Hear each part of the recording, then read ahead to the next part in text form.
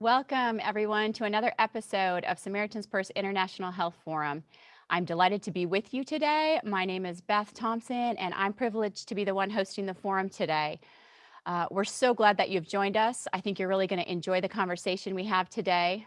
I do want to encourage you to participate in the conversation, and the best way to do that is to utilize the chat box. So feel free to put your name and where you're from in the chat so we know who's listening. The chat box is also a great way for you to post your questions and comments throughout the presentation, and we will be taking those. So again, we want this to be a very interactive experience for you. We want to hear from you. So before we get started today, I just want to say a prayer for us. So let's do that. Lord, we thank you for today. We thank you for the opportunity to have this forum and to come together and learn. Lord, I pray for Dr. Adams today, who will be speaking to us. Give him clarity of thought and words, and just help us to have a great discussion. And thank you for the world you created, and thank you for medicine, and thank you that we can use our skills to serve you. Amen. So today it is my honor to introduce my friend and also my child's pediatrician, Dr. Greg Adams, to you. He is going to be presenting on the topic of vaccines from history to controversy. Dr. Adams is a general pediatrician who resides in Boone, North Carolina, with his wife of over 40 years. He has practiced medicine in Boone since 1986 and founded Blue Ridge Pediatric and Adolescent Medicine in 1992. Dr. Adams was born in North Carolina, but grew up in Southwest Ohio, where his father worked for the U.S. Air Force. He received a Bachelor's of Science degree in microbiology and a medical degree from Ohio State University. He completed his pediatric residency at Children's Medical Center in Dallas, Texas. And after considering a research position in infectious diseases at Southwestern Medical School, he chose to begin practicing with a group in Michigan that would allow him to participate in short-term international mission work. Greg and his wife, Carol, moved to Boone in 1986. They have taken several mission trips, some of which have included their children, who are now all grown. Dr. Adams has routinely taught medical students from both Wake Forest University as well as the University of North Carolina. In addition, he has participated in over 20 vaccine research studies. He is co-president of Community Care Physician Network, a clinically integrated network based in Cary, North Carolina. Dr. Adams, welcome to the forum. It's so good to have you here. It's great to be with you, Beth, and thank you for this opportunity to be speaking today. And I really look forward, and hopefully everybody listening in will learn something today about vaccines. And certainly I can say, as we start talking, there has been a big controversy. And as I looked at the history of vaccines, I was amazed that the controversy has existed from the start. So with that, let's get started in our talk today. So if we begin with why vaccinate, how did this all come about to begin with? And sometimes I will talk to family members and say, what is the purpose of a vaccine? And it's a practice run. If locally there's become a trend over the last few years for kids to shift from soccer to lacrosse. Soccer is certainly really popular throughout the United States, but lacrosse is taking hold. And I say to families, if you had a whole group of kids get together and say, we're going to have a lacrosse match in April, you don't need to do anything, get your equipment, just show up and we'll go out and play. You're going to stink. You're going to be terrible. It's really important to give a practice run to learn what it's all about. And that's what vaccines do. It's a practice at the real thing. So we're trying to stimulate the immune system and have it learn what to expect. So, and on that, I would say on the left side of the screen, you'll see it's a training the immune system. And this sort of goes over, if you want to take the time later to sort of look at this slide, but there are several different parts of the immune system that develop. Certainly right now, there's a lot of focus on antibodies, the humoral immune system. The cellular immune system is a lot harder to evaluate its responsiveness. That T cell and cellular immunity plays a huge role in long-term immunity. So a lot of the discussion is focused on antibodies. But we can't ignore the extremely important part of T cell and cellular immunity. So here's an outline of what we're going to be going through today. It's a brief history of the practice of immunizations. And if this is a scientific practice, then why is there any controversy?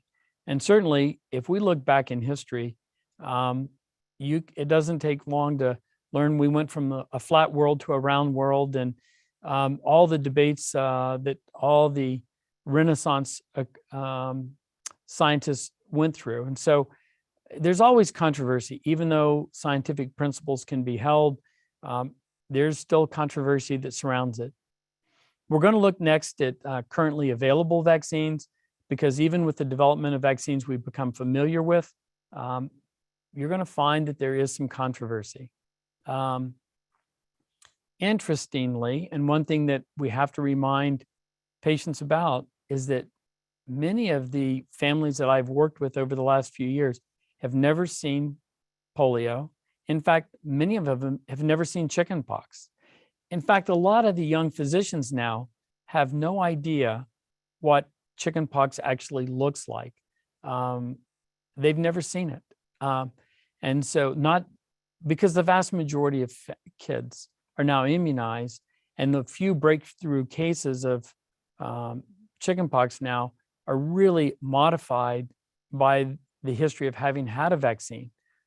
So now out on the mission field, you may be in an area working where the kids are not immunized, and you may see outbreaks of natural chickenpox. But it's very common now that the diseases we've been preventing, people have not seen. A great example of this would be, we had a guideline when I was doing my internship and residency, that we would always consider meningitis as one of the possibilities in a febrile child under a year of age. And so lumbar punctures were routinely performed. I one time estimated I probably did at least 1,000 lumbar punctures during my 3 years of residency. My youngest son, Matt, is now doing his last year of pediatric cardiology. And in his 3 years of training in pediatrics at University of Alabama in Birmingham, he probably did less than a handful. It was not many, because the need for lumbar punctures has really declined because of the use of immunization. So what we're dealing with now, to a big degree, is a public that has never seen polio. Many of them have never seen meningitis. Many of them have never seen chickenpox. And because of that, sometimes that scary needle, the vaccine that's going to make their baby cry, is more terrifying than the disease. And so it takes a moment of looking back in history. A great psalm, Psalm 136, is the psalmist reminds the people to remember their history of God's deliverance out of Egypt. Why does he want them to do that? Because it strengthens their faith. If we look back at where we've come from, it should make us wiser for today. And so there's a lot of scriptural precedents. Even Hebrews 11 is recalling what God has done in the past. And if we remember what childhood diseases were like prior to the advent of immunizations, things would be a lot different. But I understand, I'm very sympathetic to these young families with a small infant who's crying, and they're fearful. They're more afraid of the vaccine than they are the disease, because they've not seen the disease. So we'll talk through some of the currently available vaccines. Then I want to spend a little time talking about COVID vaccines. It certainly is a hot issue. It's in the news every day. A lot of controversy, a lot of conflict surrounds this vaccine. And the controversy around the COVID vaccine is making the controversy around influenza and other vaccines. People that have never doubted vaccines are starting to question the whole practice of immunizations. So I think we can provide really good answers. And then we'll take a very brief look at what vaccines are in development and what the future of vaccines might look like. So, controversy. Well, human knowledge is limited, and for that, we need humility. When we talk about an issue that's controversial, we have to note, as much as we learn, as much as we may study, we have to approach it with humility because all of our knowledge is limited. It's human, and so we can't go into any issue of this nature coming across as arrogant, as if we know all the answers. Is there an opportunity to make mistakes? And the answer is there is. But from that humility, we have to have a sense of trust that is earned. Trust is key. And that's why some of the greatest success at convincing a reluctant population to receive or take a vaccine is trust in their care provider. And that may be their physician, it may be an extender, it could be their pharmacist. In trying to persuade people in our local community, we had several telehealth calls with pastors. And I think it's fair to say that some of the pastors that I've spoken with in this past year, that were very against the vaccine, with information and an explanation, and we will come to this later, but I was able to shed some light and answer questions. And because of their trust, some of the, not all, but many of the pastors were moved from being adamantly against the vaccine to at least accepting and understanding, if not supportive.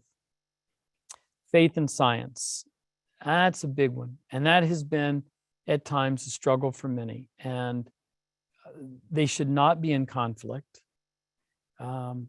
My faith is not undermined by science, nor should be my study of science undermined or in competition with my faith. God created an incredibly wonderful, beautiful universe. And he did so with law and guidance and rules. And the study of science is simply understanding how God works.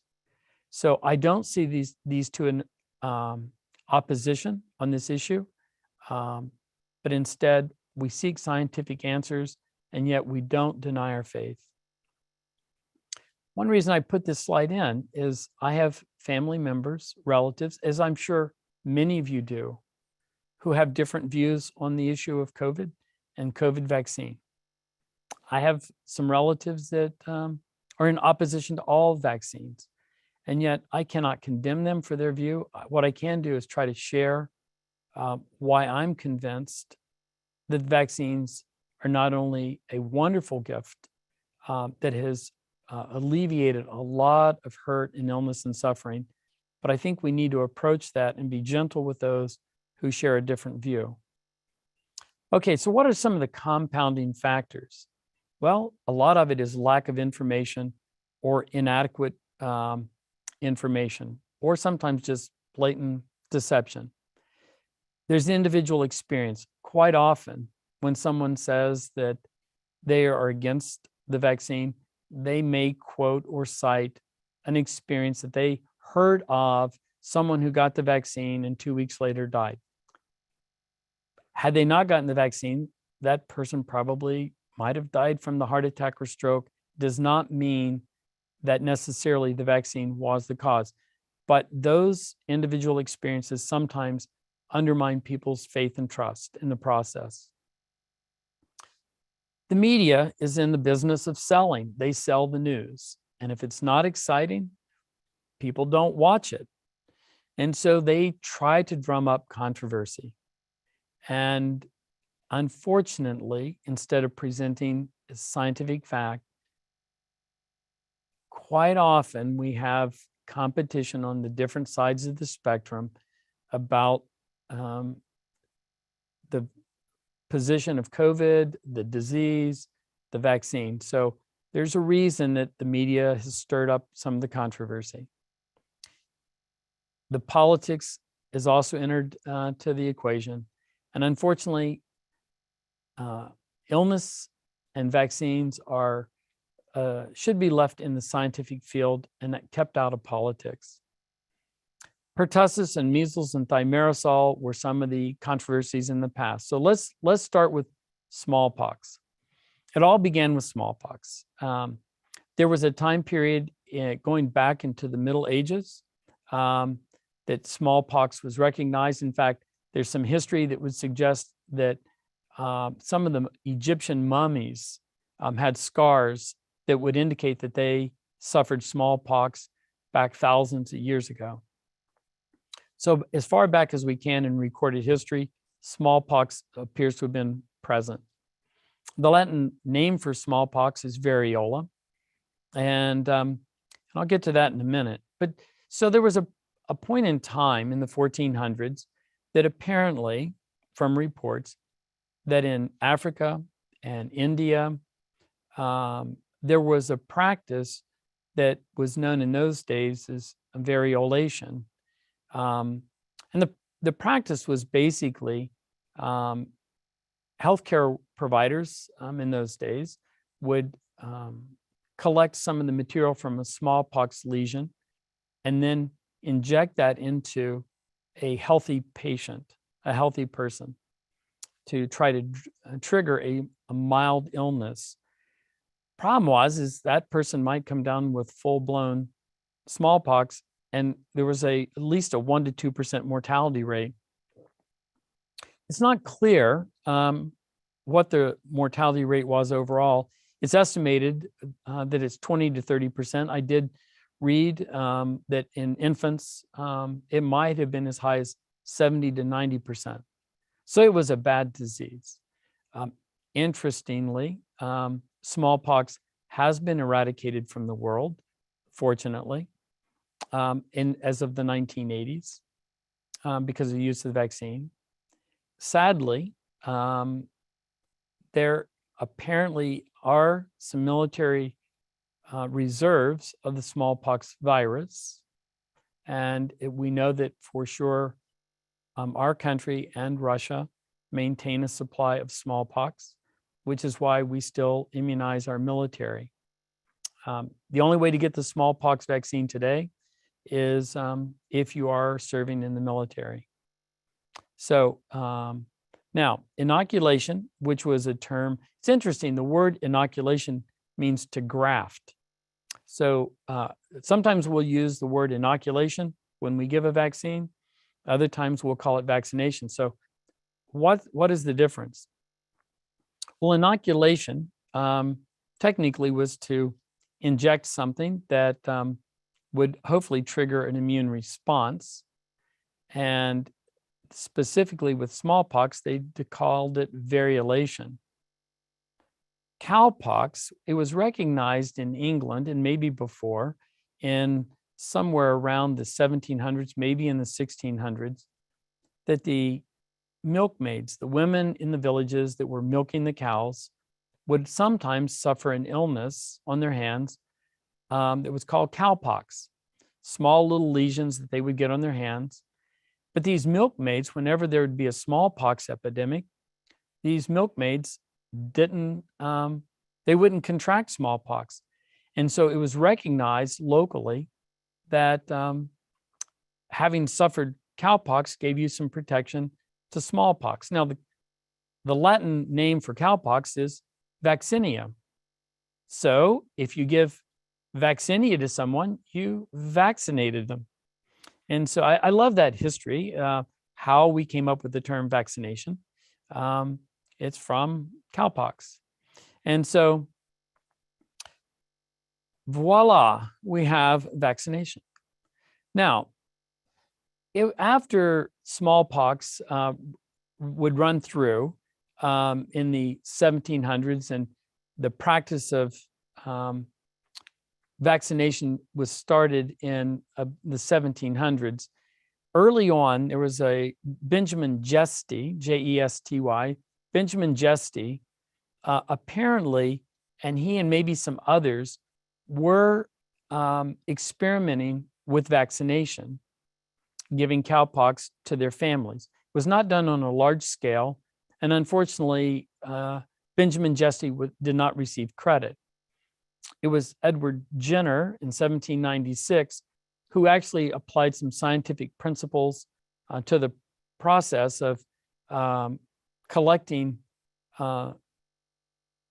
the cowpox, the vaccinia, and he got it from a young milkmaid, and then gave it to an 8-year-old boy who is the first documented recipient of the vaccine. And then he challenged him a few weeks later with the disease, and the boy did not get sick.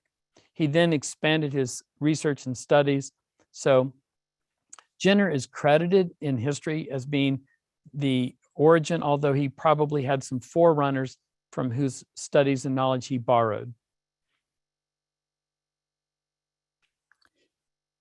So then in the early 1900s, we can move over to whooping cough, as it was known. And I'm not sure how many of you recognize seeing pertussis or whooping cough. It still occurs. The vaccine is not that good, and we'll get to that in a minute. But whooping cough is a very long, protracted illness.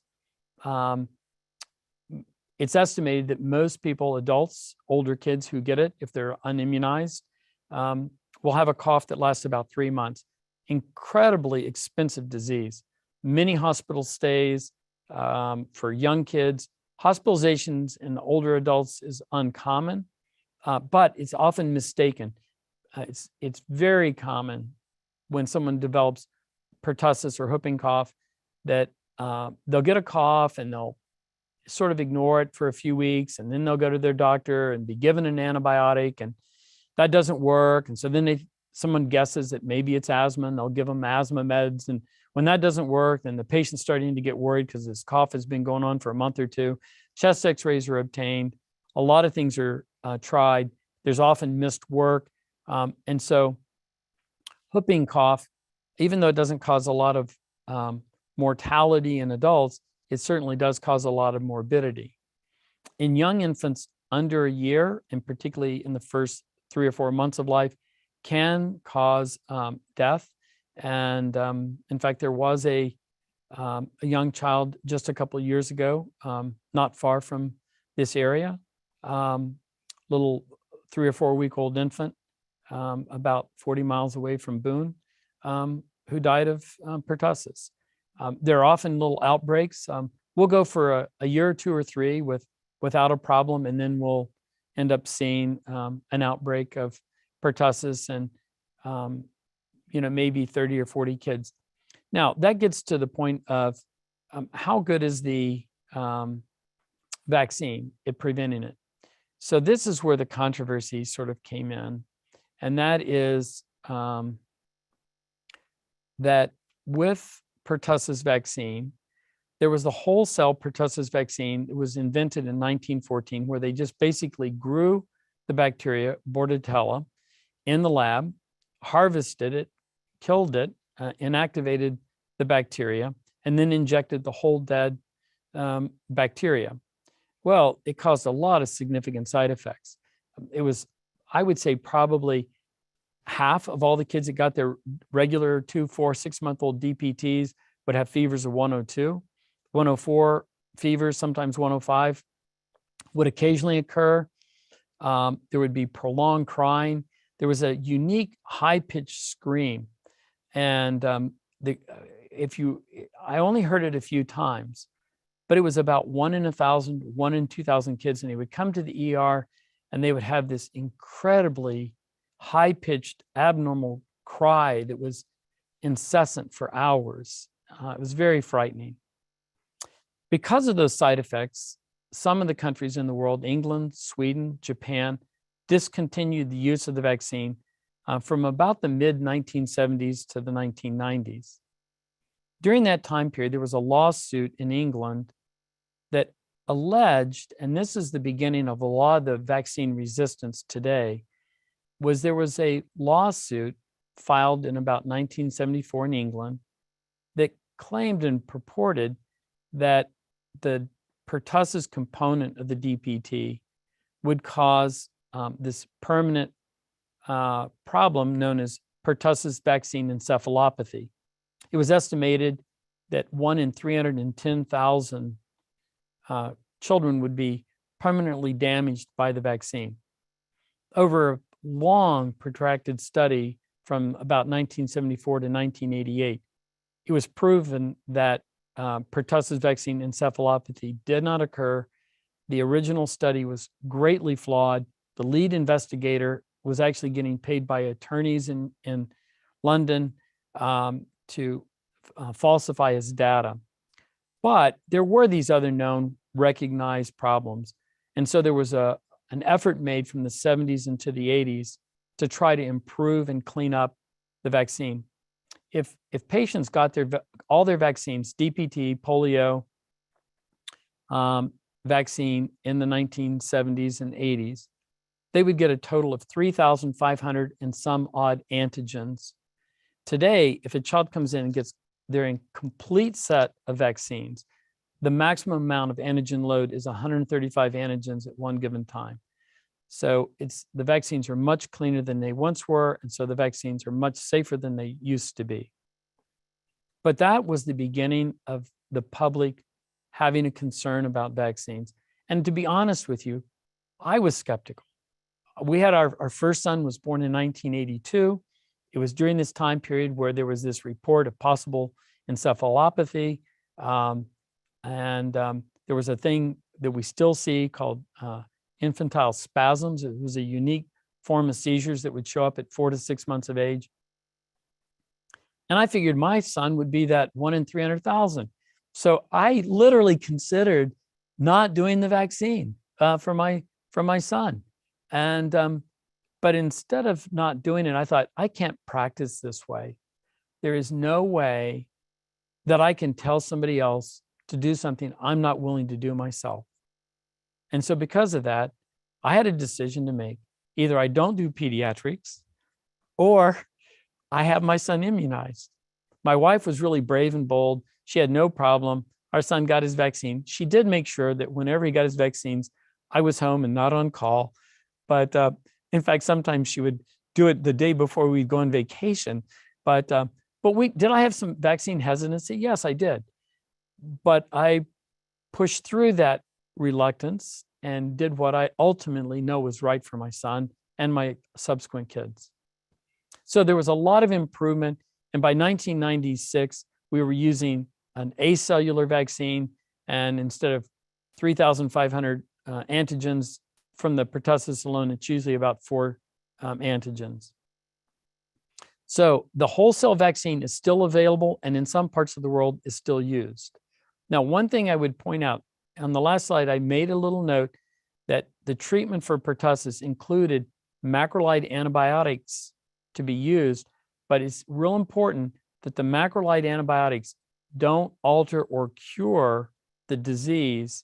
They simply eliminate colonization so that you stop the spread of the disease. But once you have pertussis, you're going to cough for 2 or 3 months. So then polio came up. It's been a problem in small pandemics, epidemics throughout history, probably. First recognized around 1900 as being a recognizable syndrome. For the most part, polio is a gastrointestinal illness. It's in the enterovirus family. Patients who would get polio would mostly have diarrhea, and about 1% would end up either suffering paralysis or death. The rest of the time, it was just a gastrointestinal illness. Jonas Salk developed his vaccine, and according to my professor of immunology, he first actually had it in 1950 and was experimenting with it. By 53, the records, the history books would say that it became available in 55. But I have seen my own immunization record that my mom had kept. And I was born in 1953 in November, and I got a polio vaccine in December of 53. So I may have been in one of the first studies because the record books say it was only under research at that point. But my siblings and I all were given our polio vaccines in December of 53.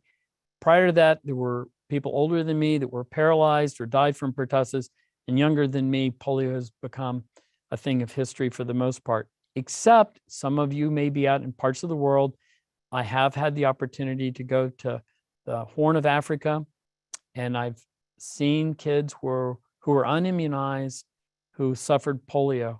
And so it's still a reality. It's still out there.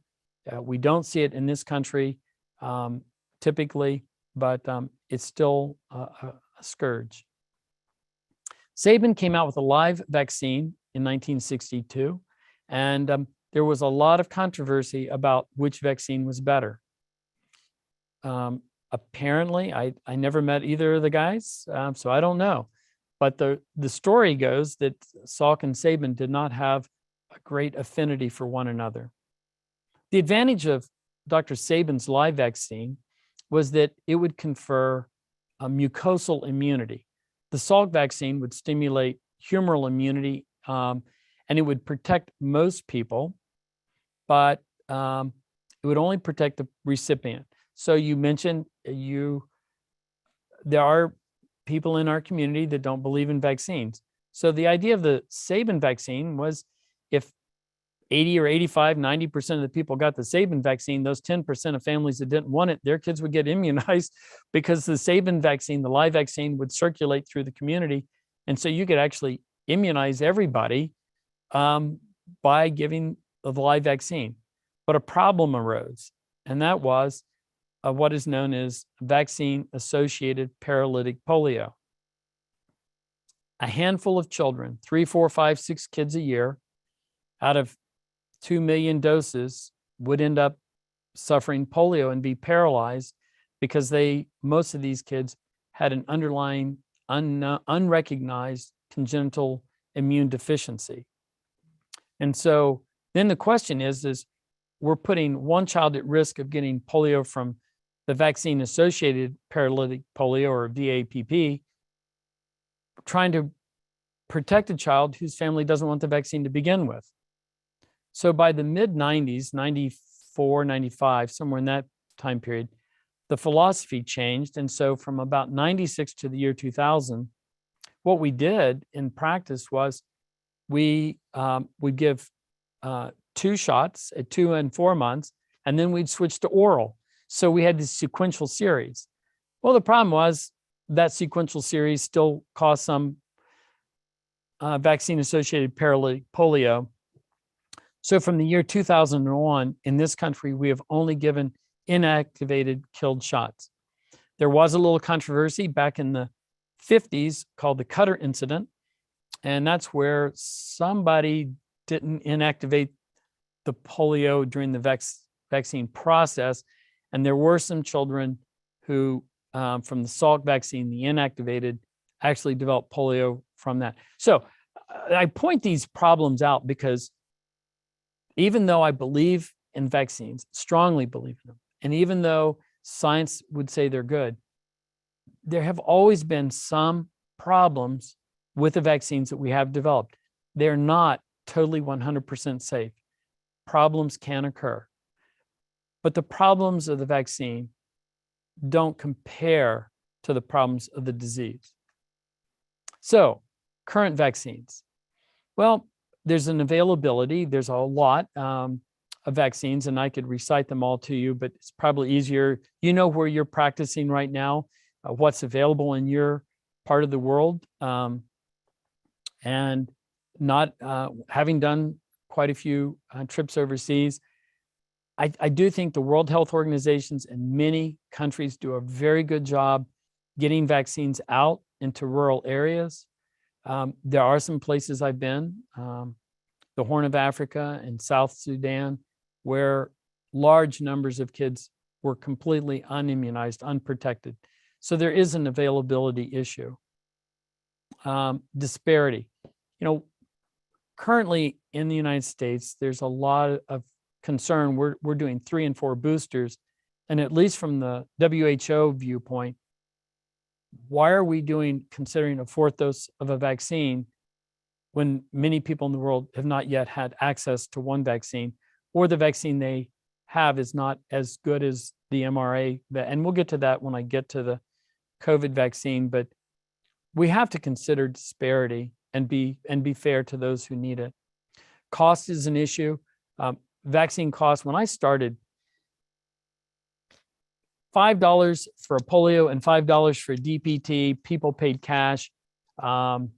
Problem was, then the lawyers found out about these vaccines and started filing lawsuits, and the cost started going up, and doctors quit giving the vaccines in the mid-'80s.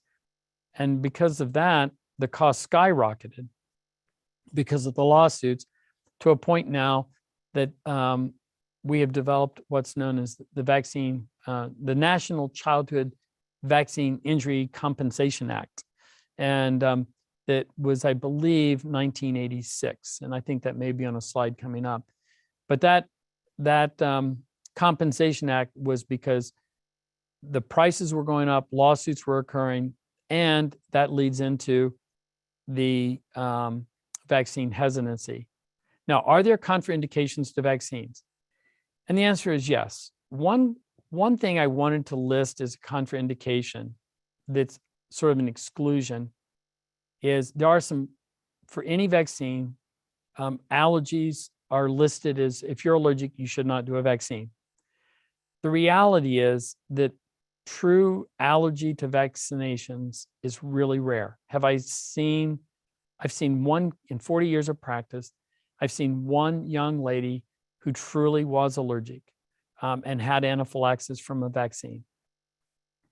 I did see a child who had a hypotonic event, and that's reported with, it was pretty scary to both the mother and to myself. We'd given the vaccines and everything seemed fine. Then I left the room, the nurse left the room, and then we hear a scream and we go back in, and the child was floppy. It was after a hepatitis B vaccine. She did not want to pursue doing any more hepatitis B vaccines, and I don't blame her. It really is rare, but I have seen it. The most commonly used explanation for a contraindication are where parents will say for religious reasons they don't believe in it. And I do think that our country and government has actually been fairly good about letting people off. They could be strict and say, like the Jehovah's Witness, if your church actively teaches against it, that is a true, and I think the government should respect our faith. They should respect people whose churches actively teach against it. But for an individual who attends a given church that doesn't teach against it to say, well, my belief is, I'm not sure own personal belief rises to the level of religious conviction. It's a gray area, but it's an area I think, fortunately, I think our government has let slide. And one thing I would say on that vaccine hesitancy, at the end of the slide, after all the talk is over, and I don't know if we'll have time to go through them, I have attached some responses of when people say they're hesitant to do the COVID vaccine. There are some talking points there that might be helpful to answering people's questions. And again, it should be done out of respect and humility. So what COVID vaccines are available? When COVID first became a problem in the December to March time period of 2019 going into March of 2020, I started reading, what is COVID? I knew about coronavirus because my background in microbiology, and we see some minor little coronaviruses, but I began studying and looking at the disease. And the next thing I knew, nobody was showing up at the office. So I spent a lot of time learning how to do telehealth and getting comfortable trying. I probably looked at 20 different systems. One system I absolutely love and physicians have access to was started out as a social media for physicians called Doximity. And I don't know any doctor that uses that other than they put their name on it and then forget it. But they have a completely free system for telehealth on your phone, on your computer, and you can call patients. You don't have to give away your own personal phone number or where you're calling from. You can use an identifier. So what's displayed, if I use Doximity, what is displayed is my office phone number, not my personal number. If you block the number, the patient may not accept the call. So Doximity became a great tool for me. Then I started reading about labs, what lab tests are available. And right now there's a huge problem in the United States. There's a lack of supply of lab testing. And then I started focusing on the vaccines and reading about the COVID vaccines. At the time, in June and July of 2020, there were 153 vaccines being developed in the world. 12 of them looked like they were the stronger candidates. Some companies like Sanofi and Merck, I probably should have started out the talk at the beginning, doing my usual disclaimer. I didn't, I apologize. I have participated, and I think it was stated, I have participated in research studies, including companies like Sanofi and Merck and Pfizer and GSK. So I have received compensation for my past research studies, but I respect these companies greatly. Everybody that I've worked with, I think, truly wants to make a good product, and I think their motivation is not driven by the dollar, at least the researchers. It's driven by making the world a safer place for our children. So as I read about them and looked at them, I like the science behind the mRNA vaccines the most. The inactivated viruses, such as the Sinovac or coronavirus or CoronaVac, Sinopharm out of China, are inactivated vaccines. And I believe there are 3 different vaccines available in Cuba. All of them are also inactivated. And the problem is the independent outside research would say those inactivated candidates are ranging from 35 to 80% effectiveness. And so they're not as effective as the mRNA started out. The other major player were the viral vector, J&J, AstraZeneca, and Sputnik 5. And as I read about them, this was ahead before they were ever out. I was skeptical about the viral vector. I called a professor I know in Charlotte, Dr. Patel, and I said, I need your advice. What vaccines do you like? And being a professor, he said, no, Greg, you have to tell me what you think, and then I'll. So I said, well, I like the mRNA. Why is that? I told him. He said, what do you think about the adenovirus? I said, I don't like it. And he basically said, I agree with you. He said, he goes, we'll have to wait and see. Well, when they rolled out, I was fortunate enough to get Moderna. I would have taken anything available. And going back to my son who was immunized, if I'm going to recommend a vaccine, I wanted to be one of the early ones. I felt that if I'm going to recommend it, I need to be willing to do it. And so I got Moderna because it was the first thing available to me. A year later, it turns out of all the vaccines in the world, Moderna has held up the best. Pfizer is the most commonly used. About 4 billion, over 4 billion doses of vaccine, all of these together, 4 billion doses have been given around the world. Over 1.2 billion people have had at least 2 doses or more. Are there some problems with these vaccines? There are. Absolutely, there are some problems with any vaccine. But there seem to be more issues with the viral vector. I just got a message literally 2 days ago from a friend who is working in Africa, and she's a pediatrician, and she said, hey, what do you think about giving our son the vaccine? But it's not yet approved in that country. The only one that's approved in this country for under 18 years of age is Pfizer. They don't have access to Pfizer. In their country, the J&J is available, as is Sinopharm and Sinovac. But in their country, they're not approved for this child's age group. But there are countries in the world where Cuba is doing children 2 years and older. Many countries are doing 3 and older. So it's a matter of time. In this country, in the United States, we are looking at expanding down to a younger age group. One of the dangers, one of the cautions, I would say, if you do use an adult vaccine, in the research, they're using smaller amounts. So the Moderna vaccine is 100 micrograms. Pfizer tried 10, 20, 30, and 100 in their initial study in the phase 1, and they chose to go with the 30. But on the boosters and younger kids, they are reducing the amount of antigen in there. Also on this slide, you'll see we have a question about the booster doses. And certainly it does seem that the booster does help with the Omicron variant.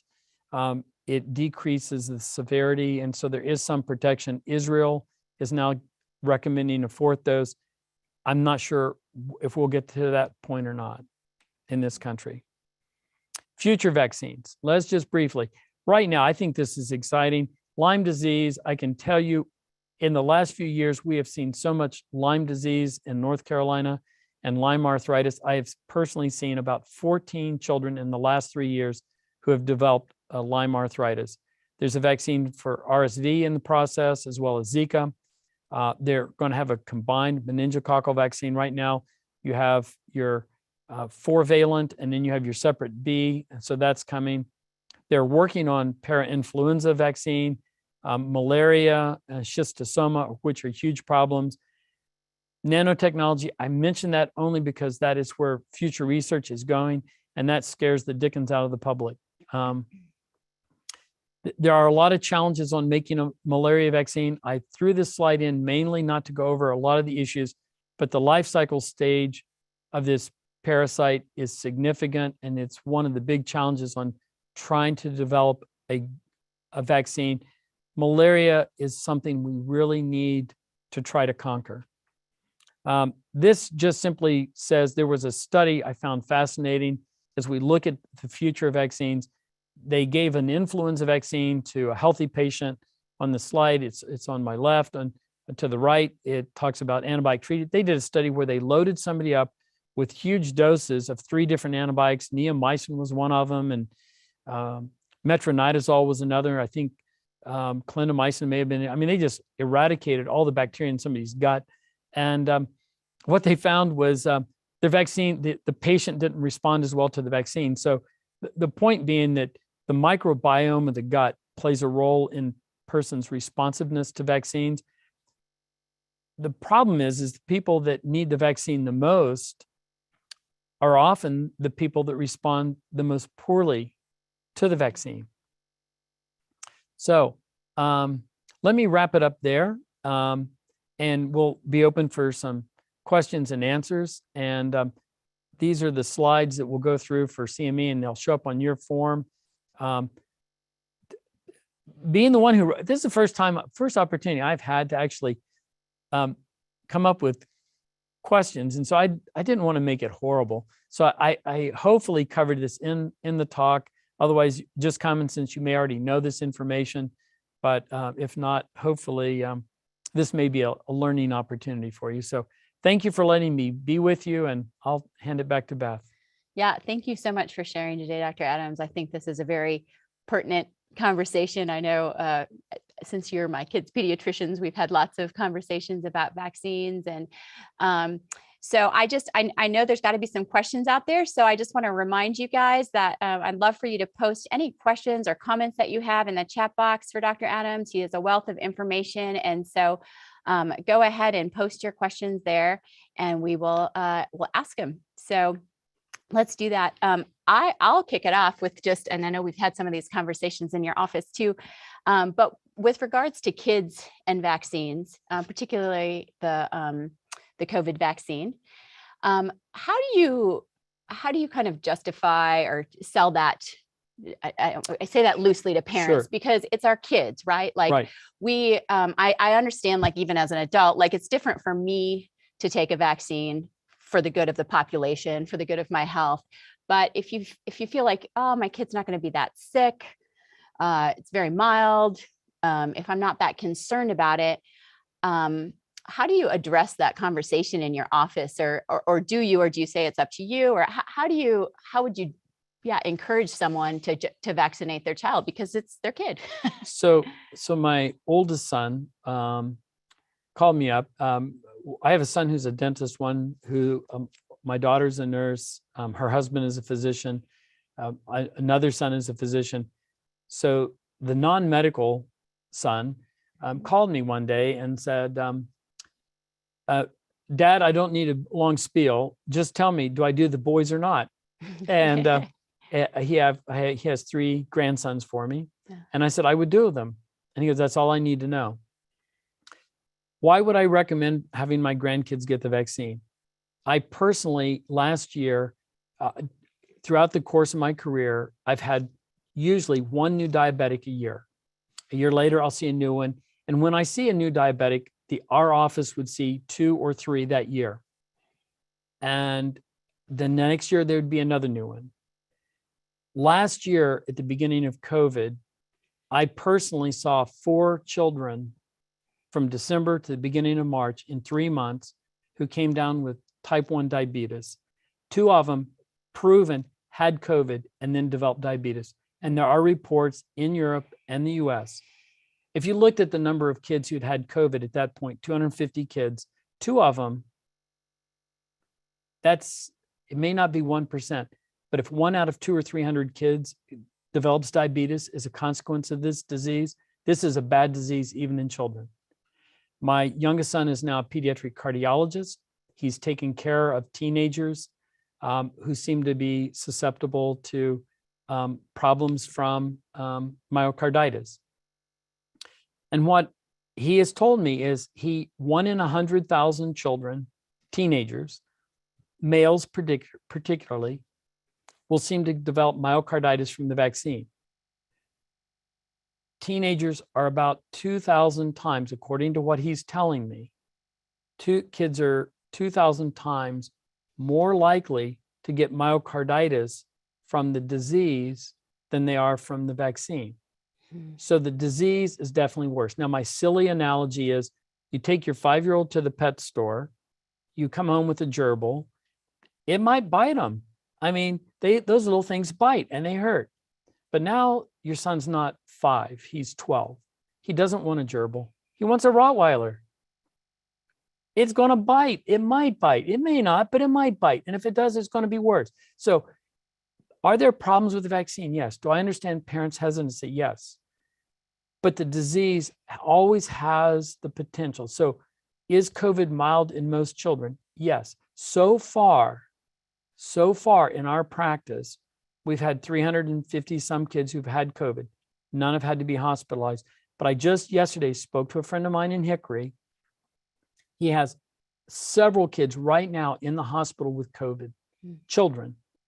So it's not always a minor illness. It can be bad even in children, even if they don't have risk factors. So I definitely am a believer that this vaccine is worth doing in children to protect the child, not necessarily. The public issue is a whole nother thing.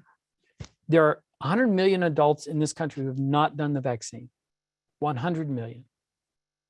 I think they should do it to protect our children. I don't advocate this for children to protect those adults. I recommend it to protect the children should do it to protect themselves.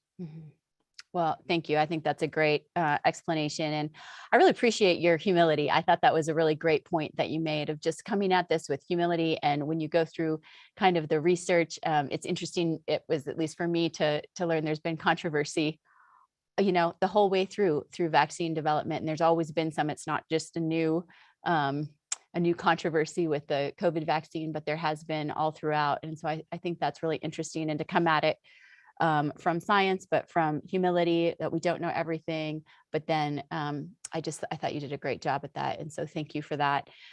We do have our first question here. This is pertaining to pertussis.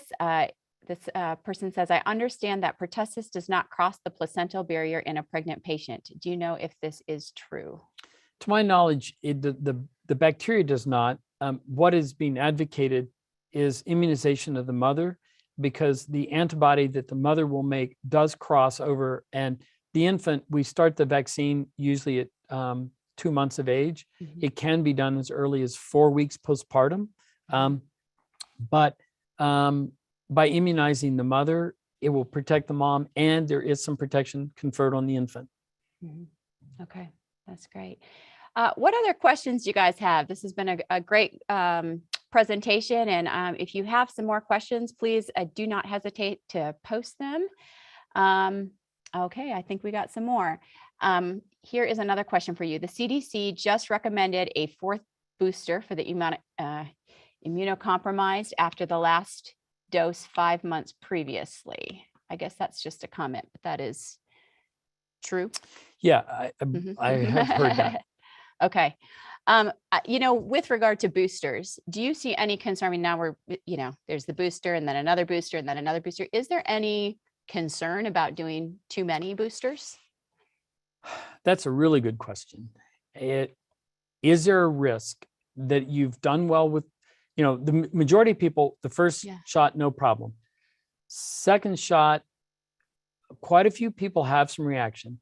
The vast majority that I've spoken to, hundreds of people, did not have a reaction to the third dose. It was well. I have read reports that the third's like the second.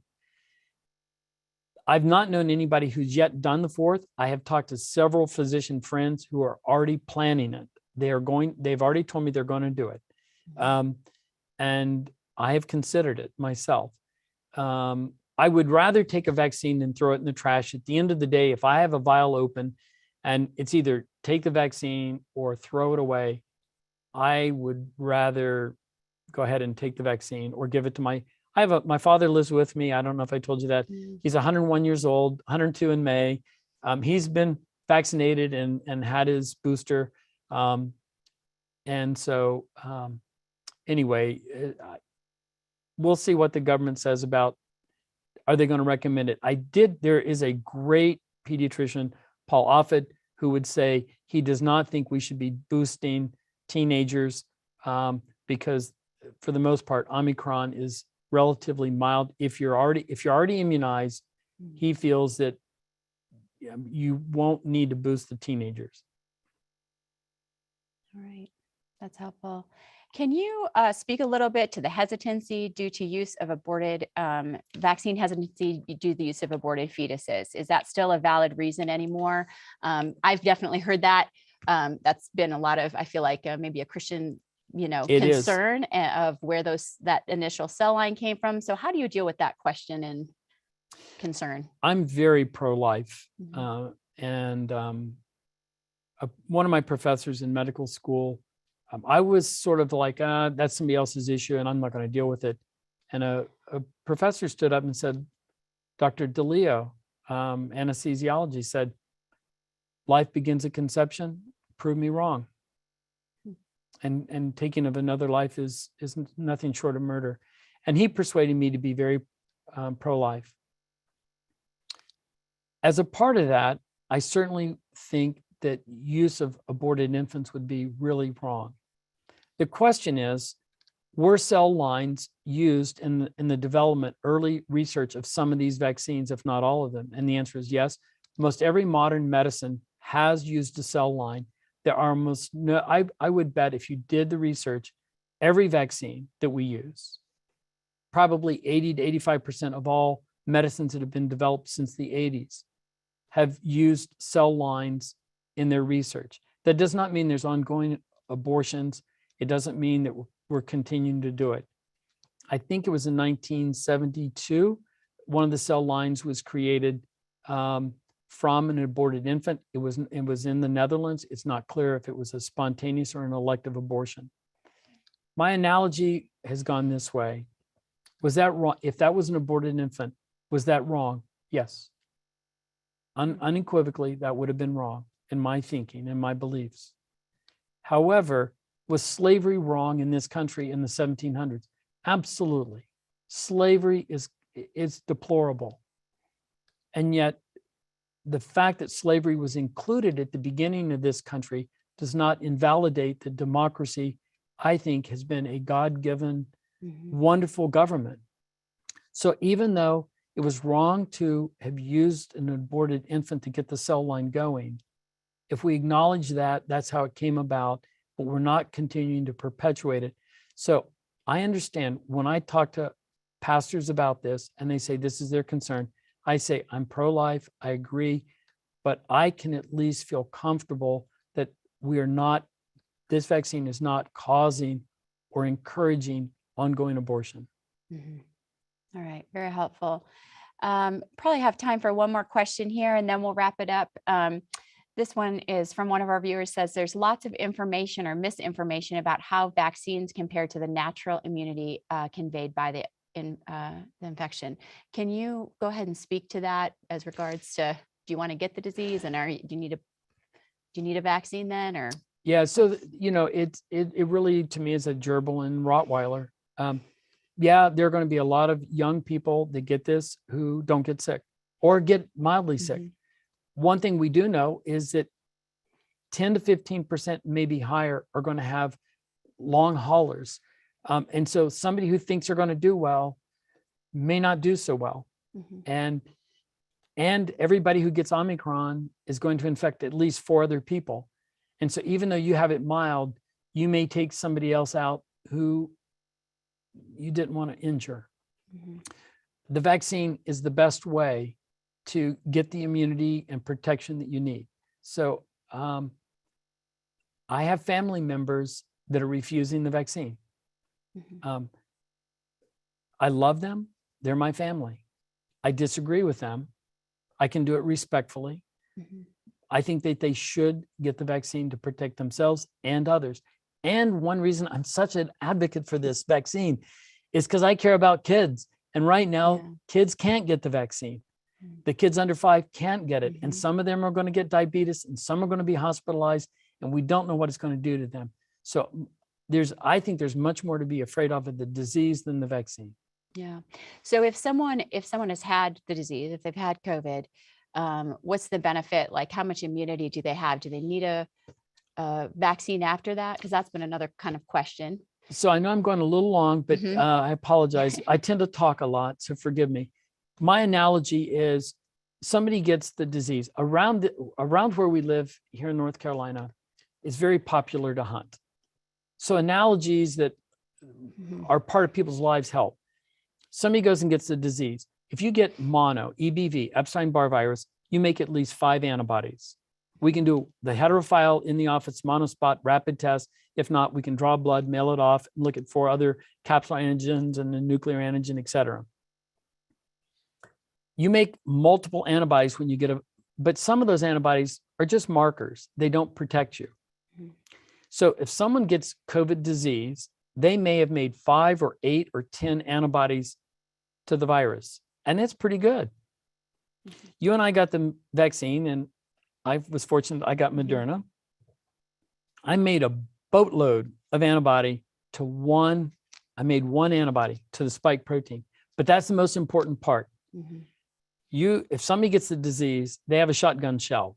It's great for 10 or 20 yards, but at 100 yards out, I'll take my bullet.